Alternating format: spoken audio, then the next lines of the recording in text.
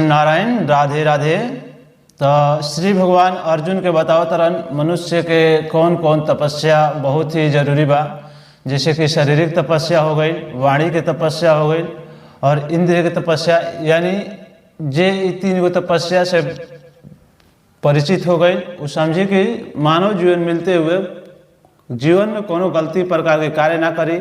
और भगवान बता रहा बन कहाँ दान देवे के चाहिए, कहाँ ना दे, यानी मनुष्य के क्या कर्म हो, ये सब श्री भगवान अर्जुन के बता रहा बड़न। आगे का कहता रन, तस्माद ओम इत्युदाहृदयत यज्ञ दान पतः क्रिया परवर्तने विधानोक्ता सततम ब्रह्मवादिनाम। यानी अति योगी जन ब्रह्मा की प्राप्ति के लिए शास्त्रीय विधि के अनुसार यज्ञ दान तथा तप की समस्त क्रियाओं का शुभारंभ सदैव ओम से करते हैं। यानी ओम शब्द के इतना महत्व बढ़ुए, योगी जी हो तब, ब्रह्मा जी हो के प्राप्ति खातिर मुनि लोग हो तब ओम शब्द के प्रयोग करेला।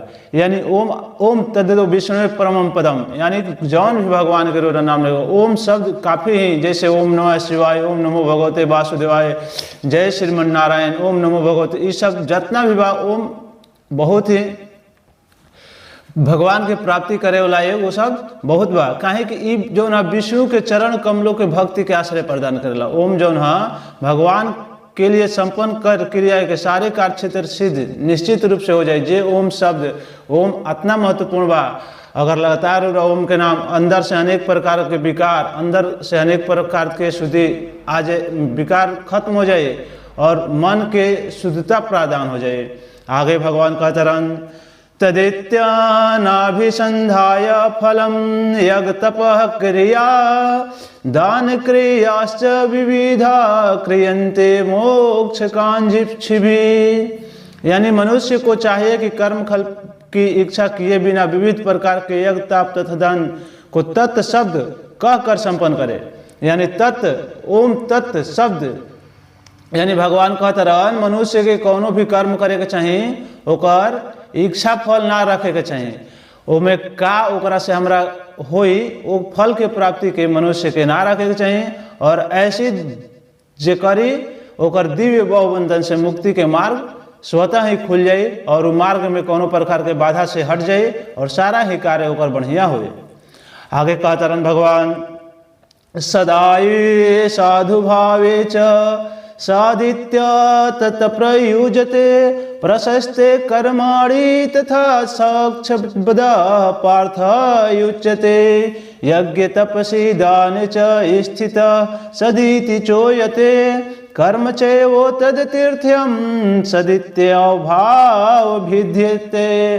यानी कहता रहन परम सत्य भक्तिमय यज्ञ का लक्ष्य है। माने भक्ति ही परम लक्ष्य के केहू के सिद्धि होके के चाहिए और उसे सत्य शब्द से अभिहित किया जाता है। हे प्रीतार्थ, हे पृथा पुत्र, ऐसे यज्ञ का संपन्न करता भी सत्य कहलाता है। यानी जे सत्य शब्द, यानी सत्य मतलब सत्य कहलाई। जिस प्रकार यज्ञ तप तथा दान के सारे कर्म भी जो परम पुरुष को प्रसन्न करने के लिए संपन्न किए जाते हैं वे सत्य है। यानी जौन कार्य भगवान के प्रसन्न करे खातिर कल जाला वही सत्य बा। बाकी जग सब मिथ्या बढ़ुए। जितना भी अहंकार लोभ हमनी के चक्कर में पड़ जाए, शरीर हमार है, ये शरीर से अभी आत्मा निकल गया के बाद मालूम चल जाला कि शरीर के कर।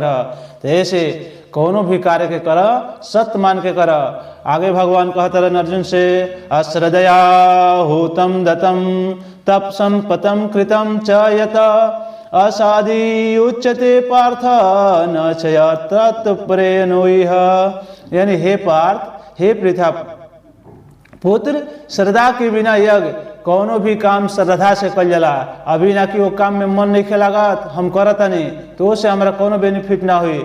दान या तप के रूप में जो भी किया जाता है वह नश्वर है, वह असत कहलाते हैं और इस जन्म तथा अगले जन्म दोनों में ही व्यर्थ हो जाता है। मैंने श्रद्धा के बिना कोनो काम श्रद्धा ना होके तो भगवान ओकरे कहता ना करे के चाहिए।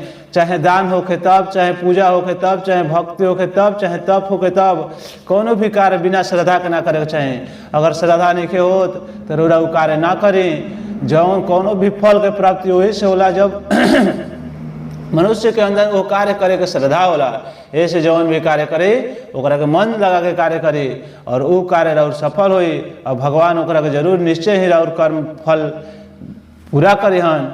ऐसे जौन भी कार्य करे भगवान खातिर कार्य करी और आगे जिंदगी में बढ़त रहें। जय श्रीमन नारायण। राधे राधे।